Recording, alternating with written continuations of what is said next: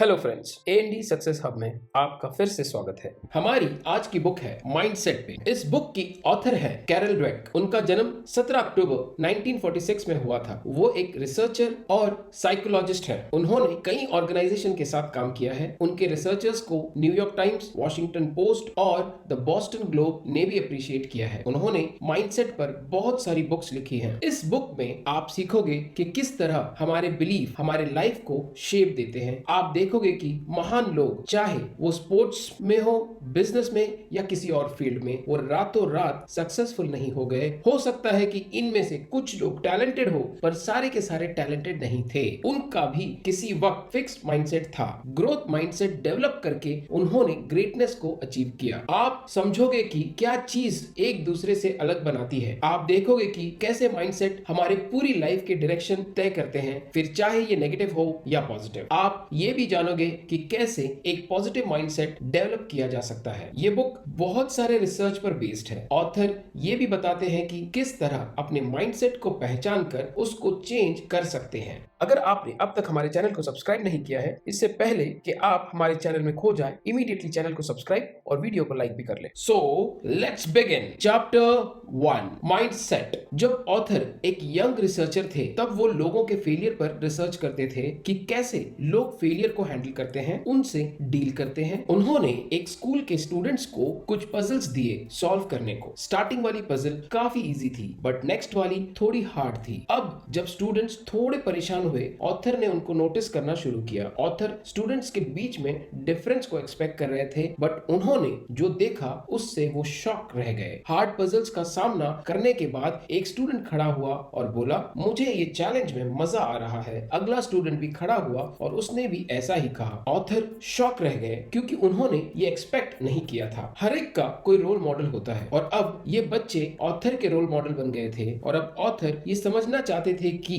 किस माइंडसेट की वजह से इन बच्चों ने इस फेलियर को एज अ गिफ्ट लिया। बच्चे इस फेलियर से डिस्करेज नहीं हुए। उन्होंने ये सीखा कि वो कुछ सीख रहे हैं। लोगों में इतना डिफरेंस कैसे होता है? जब से ह्यूमैनिटी की शुरुआत हुई है, तब से लोग अलग अलग तरीके से सोचते हैं, अलग अलग तरीके से एक्ट करते हैं। सवाल यह है कि क्यों कुछ लोग ज्यादा स्मार्ट होते हैं और बाकी कम? और क्या कुछ ऐसा है जिसने उनको परमानेंटली स्मार्ट बना दिया है? कुछ एक्सपर्ट्स ने कहा कि ये सिर्फ फिजिकल स्ट्रक्चर की वजह से है, लाइक साइज और shape of skull, genes etcetera. कुछ ने कहा कि जैसे आपका एनवायरनमेंट होता है, आप वैसे बन जाते हैं। सेम टाइम कुछ साइंटिस्ट का कहना है कि आपकी कैपेबिलिटी उससे कहीं ज्यादा होती है जितना कि आप सोचते हैं। आपका एनवायरनमेंट जो भी हो, एक्सपीरियंस और ट्रेनिंग से आप काफी आगे जा सकते हैं, सक्सेसफुल हो सकते हैं। The two mindset. ऑथर कहते हैं कि उनकी 30 साल की रिसर्च से उन्हें यह पता चला है कि आपका दुनिया को देखने का पॉइंट ऑफ व्यू आपकी लाइफ को डिटरमाइन करता है। बट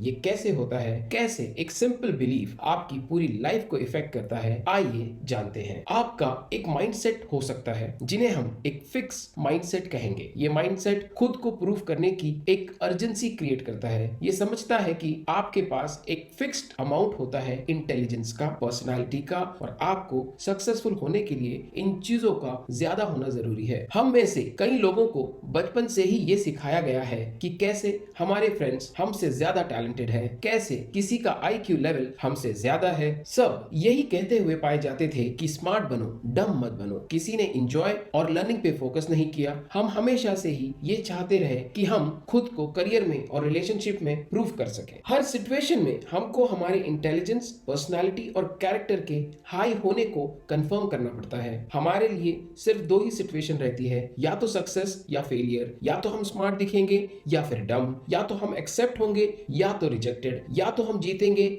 या फिर हारेंगे। दूसरा जो माइंडसेट है वो है ग्रोथ माइंडसेट। इस माइंडसेट के अकॉर्डिंग आप कुछ भी अचीव कर सकते हो, बस आपको थोड़ा हार्ड ट्राई करने की देरी है, जोर लगाने की देर है। इस माइंडसेट के अकॉर्डिंग आप एफर्ट्स, स्ट्रैटेजीज और दूसरों की हेल्प से बहुत कुछ अचीव कर सकते हो। सकता है कि कुछ लोग स्टार्ट में कम टैलेंटेड हो या कमजोर हो, बट हर कोई बदल सकता है और ग्रो कर सकता है अपने एक्सपीरियंस से सीखकर। जैसा कि आप सब देख सकते हैं कि सीखने के पैशन से आप लोग कोई भी क्वालिटी डेवलप की जा सकती है। लोगों को क्यों ये साबित करने में एनर्जी वेस्ट की जाए कि आप कितने महान हैं जब आप बेहतर बन सकते हैं? तो क्यों अपनी कमियां छुपाई जाए जब आप उनको ओवरकम कर सकते हैं? तो क्यों ऐसे लोगों के साथ रहा जाए जो आपकी सेल्फ एस्टीम को हर्ट करते हैं बजाय इसके कि जो आपको ग्रोथ के लिए इंस्पायर्ड करते हो? क्यों किसी के प्रूफ किए गए रास्ते पर चला जाए जब आप खुद नए रास्ते तलाश कर सकते हो? जब सब कुछ आपके फेवर में नहीं जा रहा हो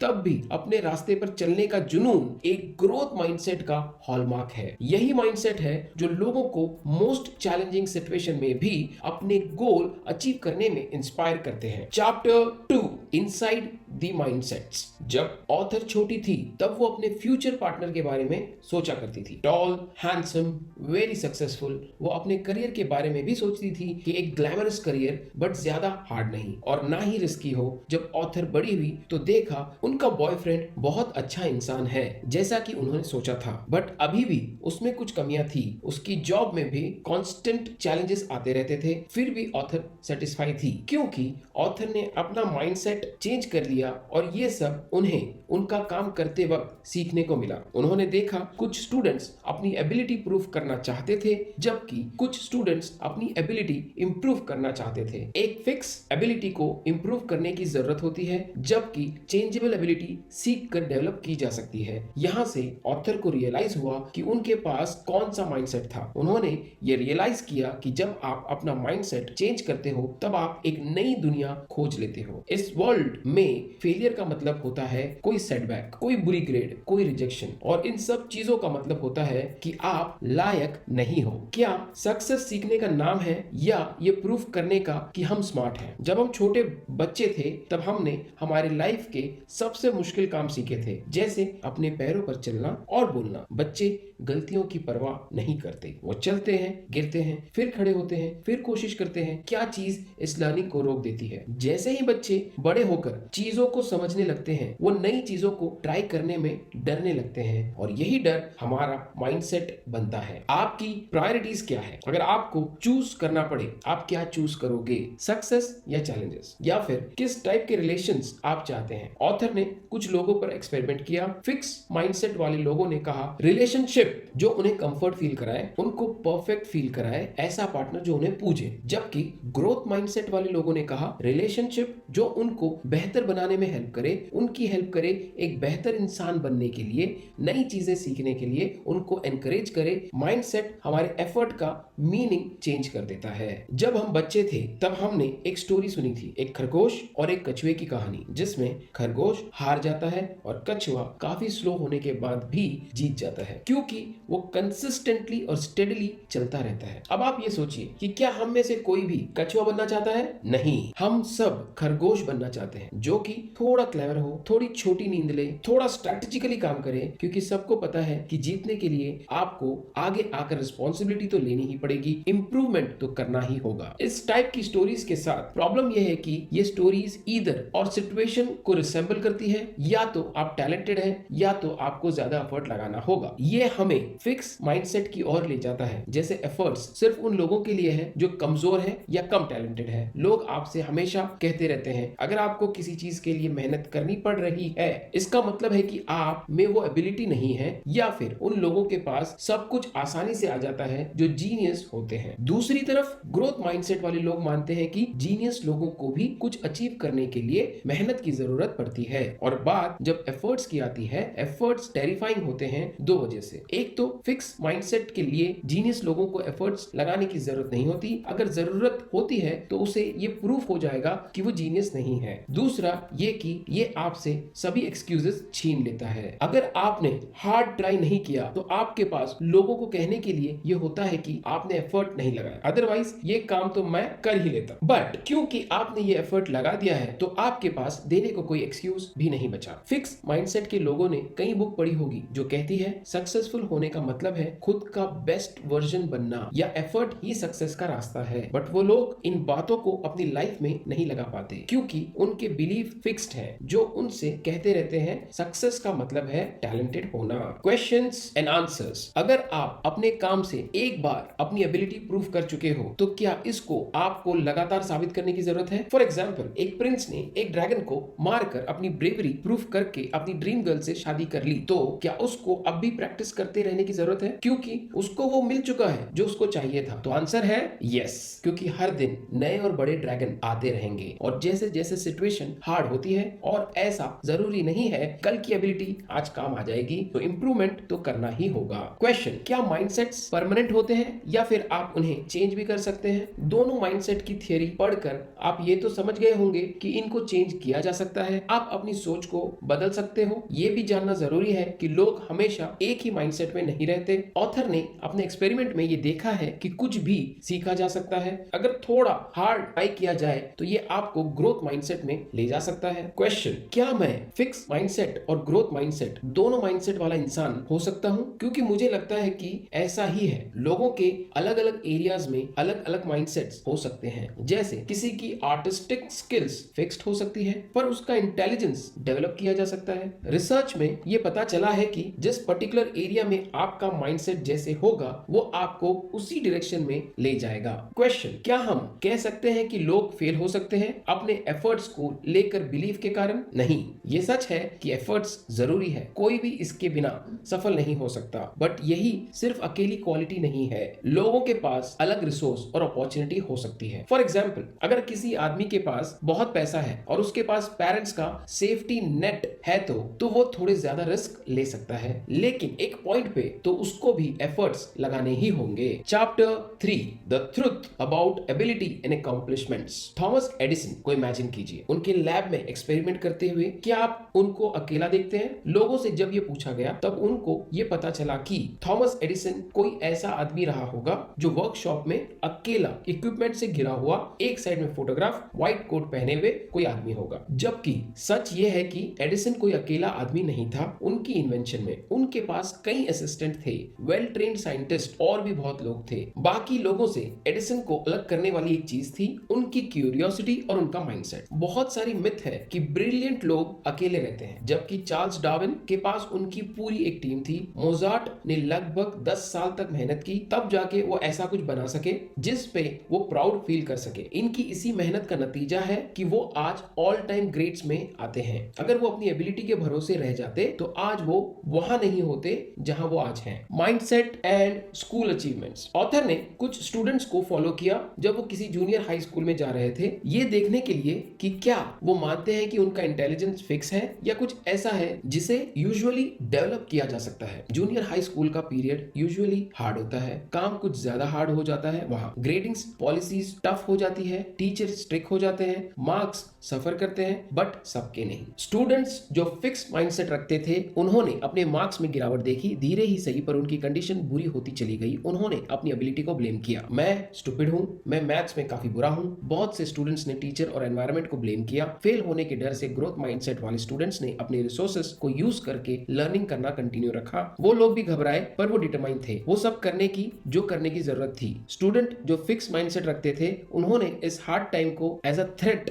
लिया। उनको लगा कि ये हार्ड टाइम सबके सामने उनके फ्लॉज को रिवील कर देगा और उनको एक लूजर साबित कर देगा। उन्होंने अपने ईगो को प्रोटेक्ट करने के लिए अपने रिसोर्सेस को ब्लेम किया। उन्होंने कहा कि उनका गोल था सबसे स्मार्ट दिखना, ऐसा दिखना कि सबसे कम एफर्ट्स लगाकर काफी कुछ अचीव करने की एबिलिटी है उनमें। वो अक्सर ये स्टेटमेंट यूज करते थे, मेरे स्कूल में मेरा मेन गोल सब कुछ इजीली करना था, इसलिए मैंने ज्यादा मेहनत करना जरूरी नहीं समझा। दूसरी तरफ ग्रोथ माइंडसेट वाले स्टूडेंट्स के लिए इस बात का कोई मतलब नहीं था कि वो कोशिश करना छोड़ दे, क्योंकि उनके लिए ये वक्त कुछ सीखने के लिए अपॉर्चुनिटी था। ये वक्त था कुछ नए सब्जेक्ट्स को सीखने का, ये वक्त था ये देखने का कि उन्हें क्या पसंद है और वो फ्यूचर में क्या बन सकते हैं। कंक्लूजन ये है कि हर कोई एक जैसा नहीं है, बट हम सही माइंडसेट रखकर वो सब कुछ अचीव कर सकते हैं जो हम चाहते हैं। क्या आर्टिस्टिक एबिलिटी एक गिफ्ट है? ये एक आम मान्यता है कि इंटेलिजेंस बाय बर्थ होता है, ना कि डेवलप किया जा सकता है। बात अगर आर्टिस्टिक एबिलिटी की होती है तो उसके बारे में भी यही कहा जाता है। For example, low artistic drawing बना लेते हैं या तो वो नहीं बना पाते। इवन ऑथर भी इस बात को मानती थी। फिर वो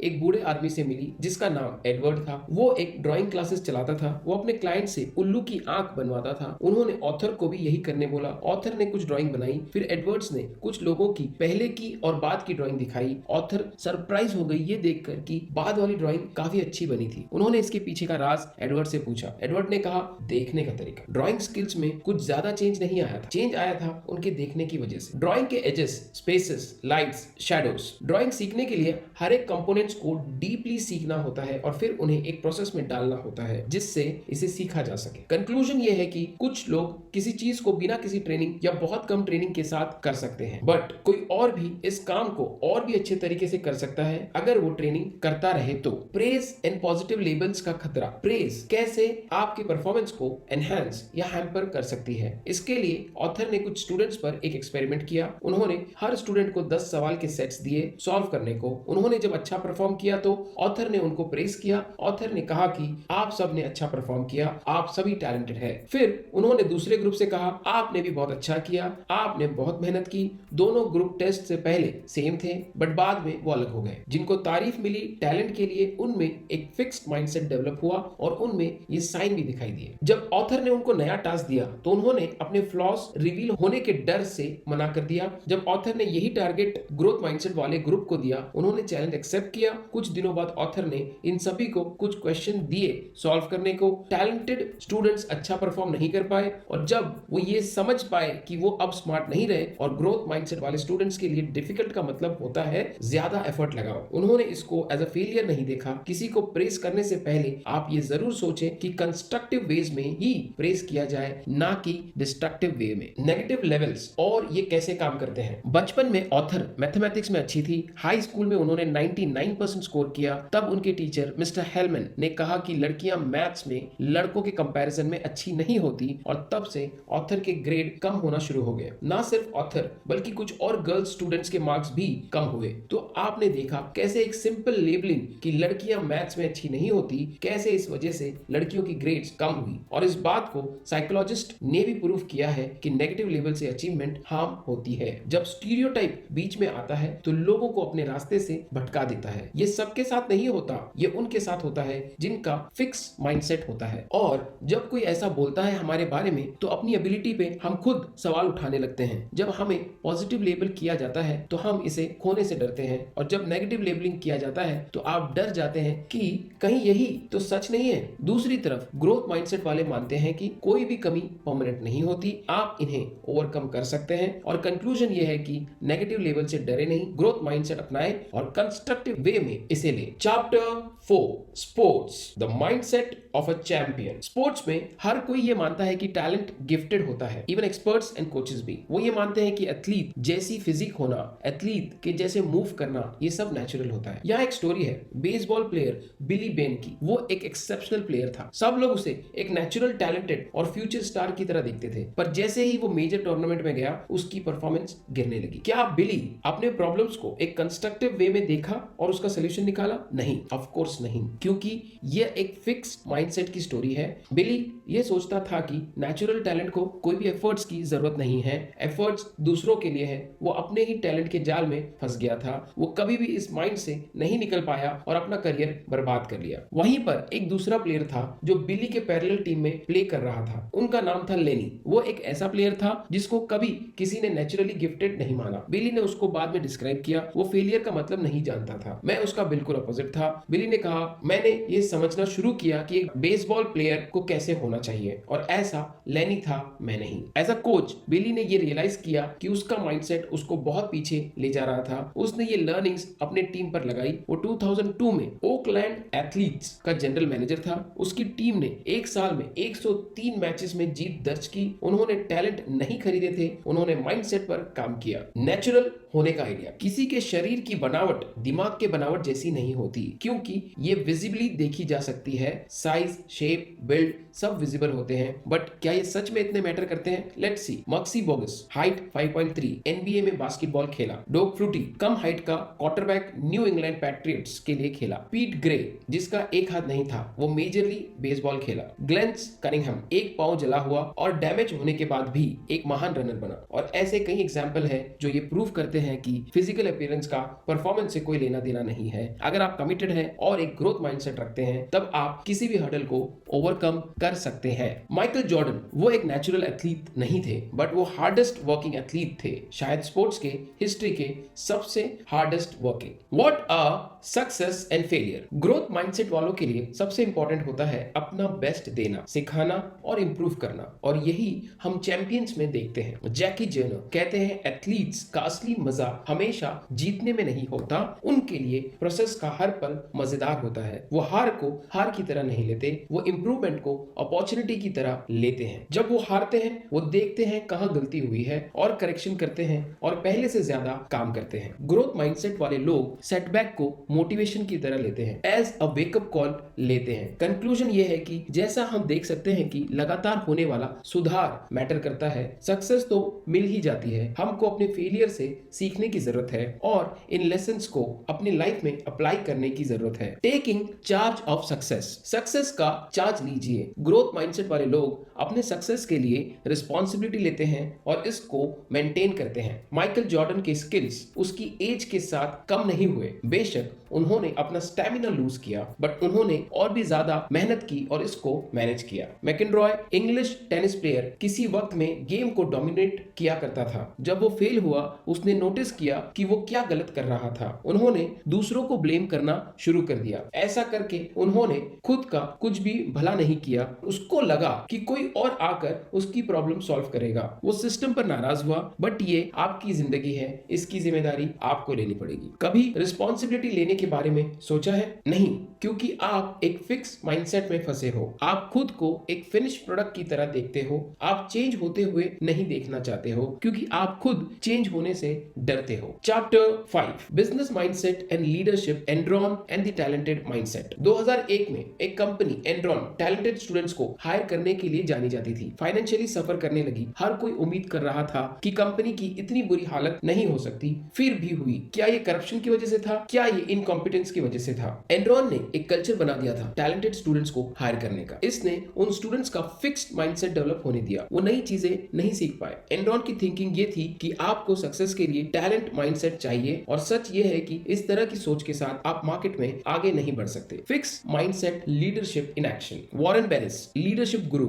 जिन्होंने दुनिया के ग्रेट लीडर्स को स्टडी किया, इनमें से हर एक लीडर में देखा कि कुछ बातें हैं जो हर एक लीडर में है। वो लोग खुद को प्रूव करने की कोशिश नहीं करते, वो तो बस वो करते हैं जिससे वो प्यार करते हैं, अपने काम से, और इसी बात ने उनकी कंपनी को टॉप पर पहुंचाया। ली लकोका ऐसे नहीं थे। वो एक फिक्स माइंडसेट वाले पर्सन थे। हेनरी फोर्ड जूनियर के लिए काम करते थे। वो अपने आप को हेनरी फोर्ड के सक्सेसर की तरह देखते थे, बट एक दिन हेनरी फोर्ड ने उन्हें फायर कर दिया। उनका फिक्स माइंडसेट ये एक्सेप्ट नहीं कर पा रहा था। उनका माइंडसेट उनको ये बता रहा था कि वो इतने भी सुपीरियर नहीं है, अदरवाइज कोई उनको फायर ही क्यों करता। एक दिन उनकी वाइफ ने उनसे कहा, हेनरी फोर्ड के फायर किए जाने के बाद से ही तुम पहले से बेहतर हो चुके हो, तुम अमीर हो, तुम फेमस हो और तुम इन्फ्लुएंसर भी हो। तो अब उन्होंने सोचा कि अब वो किसी और कंपनी को ज्वाइन करेंगे। उन्होंने क्रिसलर मोटर्स को ज्वाइन किया, जो उस टाइम बुरे दौर से गुजर रही थी। उनको सीईओ बनाया गया। उन्होंने जल्दी से नए और सही लोगों को हायर किया, नए मॉडल्स इंट्रोड्यूस किए और क्रिसलर को फिर से सक्सेसफुल बनाया। और उन्होंने खुद को ध्यान रखते हुए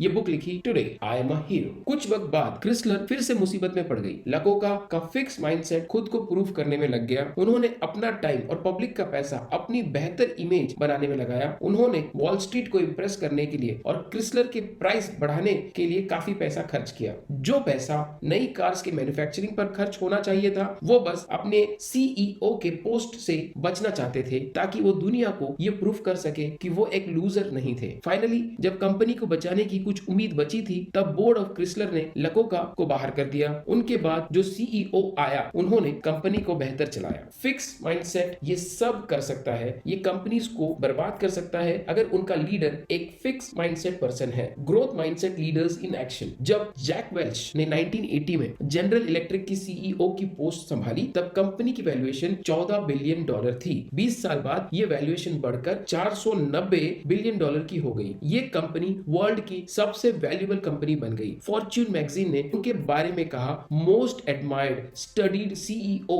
of his time. But author ने कुछ और अच्छा पढ़ा न्यूयॉर्क टाइम्स की मैगजीन में, जिसे स्टीव बेनेट ने लिखा था। मैंने एम्प्लॉयज के साथ कैसे बिहेव किया जाता है ये जैक वेल्च से सीखा है अपने GE के टेन्योर के दौरान। जैक वेल्च खुद एम्प्लॉयज के पास जाते थे ये देखने के लिए कि क्या चल रहा है। उनका स्केड्यूल पैक रहता था, उन्हें कई सारे काम रहते थे, बट उन्होंने लकोका की तरह नहीं किया। उन्होंने कभी भी वर्कर्स से बात करना और उनमें इंप्रूवमेंट करना नहीं छोड़ा। जैक वेल्च का भी किसी वक्त फिक्स माइंडसेट था। 1971 में जब उनका नाम प्रमोशन के लिए कंसीडर किया गया, GE के HR ने कहा जैक वेल्च एक एरोगेंट पर्सन है, क्रिटिसिज्म एक्सेप्ट नहीं करते हैं, अपने टैलेंट के ऊपर काफी डिपेंड है और हार्ड वर्किंग नहीं है, जो कि अच्छे साइन नहीं है। फॉर्चुनेटली जब सक्सेस उनके सिर चढ़ी, उन्होंने उसको एक वेकअप कॉल की तरह लिया। उनके एक्सपीरियंस से उन्होंने सीखा कि वो एक गाइड है ना कि एक जज। उन्होंने रियलाइज किया कि लोगों को कंपनी से बाहर करना सही नहीं है, उनकी मिस्टेक्स को इंप्रूव करके उनको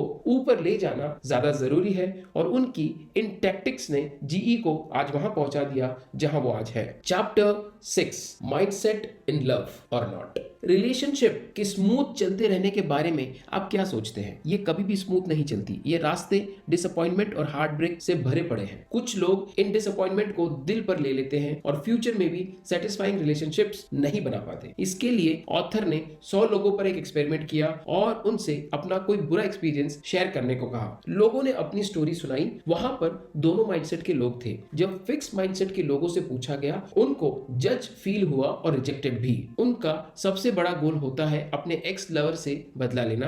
ग्रोथ माइंडसेट वाले लोगों के लिए ये समझने के बारे में होता है कि वो माफ करते हैं और आगे बढ़ जाते हैं। अल्दो वो भी हर्ट फील करते हैं, बट फिर भी वो इससे सीखते हैं। वो इसको एक सीख की तरह लेते हैं, क्योंकि हर रिलेशनशिप आपको कुछ सिखाती है और सही पार्टनर ढूंढने में आपकी मदद करती है। Mindset falling in love. अभी तक हमने देखा है कि फिक्स माइंडसेट वाले लोग सोचते हैं कि आपकी क्वालिटीज फिक्स माइंडसेट होती है, बट रिलेशनशिप में 3 फैक्टर्स होते हैं, आप, आपका पैटर्न और आपकी रिलेशनशिप। फिक्स माइंडसेट के लिए ये तीनों ही फैक्टर परफेक्टली अलाइन होनी चाहिए। बट ग्रोथ माइंडसेट वाले लोग ये मानते हैं कि आप हमेशा क्वालिटी और कैरेक्टर डेवलप कर सकते हो, खुद में, अपने पार्टनर में और अपने रिलेशनशिप में। फिक्स माइंडसेट वाले लोग 2 तरह से सोचते हैं। अगर आपको अपने रिलेशनशिप पे काम करना पड़े तो ये रिलेशनशिप परफेक्ट नहीं है। इन लोगों के साथ एक समस्या ये है कि इनको लगता है सब चीज ऑटोमेटिकली ठीक हो जाएगी। रिलेशनशिप में प्रॉब्लम होने का वो ये मतलब लगाते हैं कि उनका पार्टनर फेथफुल नहीं है। The partner as enemy. Fix mindset वाले लोगों के साथ ये प्रॉब्लम होती है कि जब भी उनके रिलेशनशिप में कोई प्रॉब्लम आती है, वो अपने पार्टनर को दुश्मन की तरह ट्रीट करने लगते हैं। जब इनके लिए और चीज काम नहीं कर रही होती है तो वो किसी और को ब्लेम नहीं कर सकते, बट जब रिलेशनशिप ठीक से काम नहीं करती है तो वो अपने पार्टनर को ब्लेम करते हैं। रिमेंबर, फिक्स माइंडसेट वाले लोगों के लिए किसी को माफ करना कितना मुश्किल होता है। वो लेबल्ड फील करते हैं जब कोई उनको रिजेक्ट कर देता है, बट जब वो अपने पार्टनर को अच्छे पर्सन की तरह देखते हैं तो अपनी रिलेशनशिप में वो खुद को बुरा मानने लगते हैं। वो ये सोचते हैं कि अगर मेरा पार्टनर अच्छा पर्सन है तो फिर ये रिलेशनशिप शायद मेरी ही वजह से प्रॉब्लम में है। यही पेरेंट्स के केस में भी होता है। जब पेरेंट्स सपोर्टिव होते हैं फिर भी बच्चे अच्छा परफॉर्म नहीं कर पाते तो वो ये सोचने लगते हैं कि मेरे पेरेंट्स तो सपोर्टिव हैं, फिर भी अगर मैं कुछ अच्छा नहीं कर पा रहा हूं तो इसमें जरूर ही मुझ में कमी होगी। Competition, who is the greatest. Relationship में अगर आपके पास एक फिक्स माइंडसेट है तो आप खुद को प्रूव करना चाहते हैं अपने पार्टनर के सामने। ऐसे में आप अपने पार्टनर के साथ कंपटीशन करने लगते हैं, कौन ज्यादा स्मार्ट है, टैलेंटेड है और लाइकेबल है। सूजन का बॉयफ्रेंड सोचता था कि वो सबका अटेंशन ग्रैब कर लेती है हर एक पार्टी में और वो खुद को इंफीरियर फील करता था। उन लोगों ने एक कॉन्फ्रेंस अटेंड की। वहां उन्होंने देखा कि वो सब लोग सूजन को प्रेज कर रहे हैं। मार्टिन चिढ़ गया। पार्टी फिनिश होने के बाद जब ये दोनों कार में बैठे फिर भी ड्राइवर ने सूजन की ही तारीफ की। मार्टिन और चिढ़ गया। लकीली मार्टिन ज्यादा कॉम्पिटिटिव नहीं था, अदरवाइज सिचुएशन वर्स हो सकती थी। और यहाँ पर फिक्स माइंडसेट ये बात एक्सेप्ट नहीं कर पाता कि आपका पार्टनर आपसे बेहतर है। डेवलपिंग की रिलेशनशिप। जब लोग रिलेशनशिप में होते हैं उनको अक्सर ऐसा पार्टनर मिलता है जो उनसे अलग होता है। वो ये सीख नहीं पाते कि डिफरेंसेस के साथ कैसे डील करना है। एक ऐसी रिलेशनशिप में लोग ऐसी स्किल डेवलप करते हैं, दोनों पार्टनर एक साथ ग्रो करते हैं और रिलेशनशिप बेहतर हो जाती है। Chapter 7, parents, teachers and coaches, where do mindsets come from. जब पेरेंट्स से पूछा गया तो उन्होंने हमेशा ये कहा कि हम अपने बच्चों को ग्रो होते हुए देखना चाहते हैं। हम ऐसा कुछ भी नहीं करेंगे जिससे उनकी स्टडी या लाइफ को नुकसान हो। बट क्या ये सच है? Let's see. कई पेरेंट्स अपने बच्चों को ये कहते हैं कि उनकी क्वालिटीज परमानेंट है और दूसरे बच्चे ब्रिलियंट है पर उनका बच्चा नहीं है। दूसरी तरफ पेरेंट्स तारीफ में कहते हैं कि तुम अच्छी प्रोग्रेस कर रहे हो और हम इससे खुश हैं। यहीं से वो फिक्स माइंडसेट और ग्रोथ माइंडसेट अडॉप्ट करना शुरू कर देते हैं। टीचर्स और कोचेस भी सेम वे में स्टूडेंट को ट्रीट करते हैं। Parents and teachers messages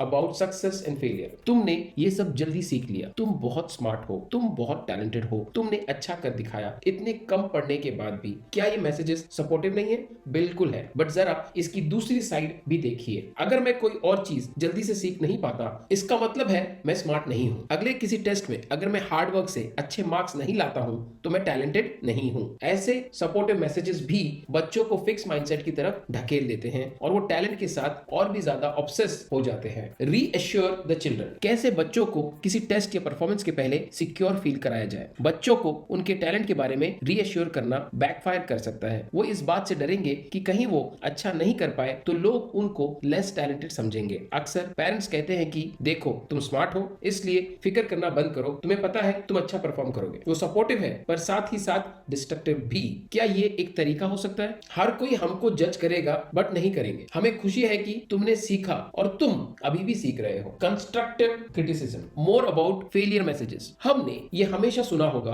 constructive criticism, पर क्या सच में कभी हम कंस्ट्रक्टिवली क्रिटिसाइज करते हैं? कंस्ट्रक्टिव मींस किसी बच्चे की हेल्प करना, किसी प्रॉब्लम को सॉल्व करने में, एक बेटर पर्सन बनने में। यहाँ दो एग्जांपल है। बेटे, मुझे बहुत बुरा लगता है जब तुम अपना काम फिनिश नहीं करते। तुम कब तक ये काम फिनिश कर लोगे? या फिर बेटे, क्या कुछ ऐसा है जिसे समझने में मैं तुम्हारी मदद कर सकता हूँ? क्या तुम चाहते हो तुम्हारा असाइनमेंट समझने में मैं तुम्हारी हेल्प करूं? आपने देखा कि किस तरह कंस्ट्रक्टिव क्रिटिसिज्म किया जा सकता है और as a parent and human being हमें यही करना चाहिए। Mindset can be a life and death matter. Parents हमेशा अपने बच्चे का भला चाहते हैं बट कभी कभी इनको मुसीबत में भी डाल देते हैं। यहाँ एक स्टोरी है सुजैन की। उनके पेरेंट्स चाहते थे कि उनकी लड़की हार्वर्ड स्कूल जाए, पर सुजैन को साइंस में इंटरेस्ट था और उसके पेरेंट्स के प्रेशर की वजह से वो डिप्रेशन में चली गई। इस वजह से कभी कभी उसकी ग्रेड A+ आ जाती पर कभी कभी F ही रह जाती। ऐसी टेंडेंसी बच्चों को सुसाइड की तरफ भी ले जाती है। What makes a great teacher और पेरेंट? कई टीचर सोचते हैं कि वो अपने पढ़ाने के स्टैंडर्ड को लो करके वो स्टूडेंट को बेहतर तरीके से समझा सकते हैं और इससे स्टूडेंट को सक्सेसफुल फील होगा। बट ये चीज काम नहीं करती है। स्टैंडर्ड लो करके आप सिर्फ कम एजुकेटेड स्टूडेंट बना रहे होते हैं। अच्छे टीचर्स विश्वास करते हैं ग्रोथ में और वो लर्निंग के बारे में सोचकर रोमांचित होते हैं और स्टूडेंट्स में भी यही माइंडसेट डेवलप करते हैं। Chapter 8, changing mindset, a workshop, the nature of change. जब ऑथर अपनी फर्स्ट ग्रेड में थी, उनके पेरेंट्स एक नए टाउन में मूव कर गए। वहां के स्टूडेंट्स और माहौल ऑथर से अनफेमिलियर थे। स्टूडेंट्स उनसे काफी आगे थे। टीचर्स आए और उनसे एक लेटर लिखने को कहा। सब स्टूडेंट्स ने लेटर लिखे पर ऑथर को पता नहीं था कि क्या करना है। अपने फिक्स माइंडसेट के चलते वो पूछ भी नहीं सकी। बाद में उन्होंने रियलाइज किया कि उन्हें टीचर्स से पूछना चाहिए था। आपको ग्रोथ माइंडसेट को डेवलप करना ही होगा। इसके लिए आपको हेल्प के लिए पूछना ही पड़ेगा। हो सकता है स्टार्टिंग में आपका माइंडसेट फिक्स हो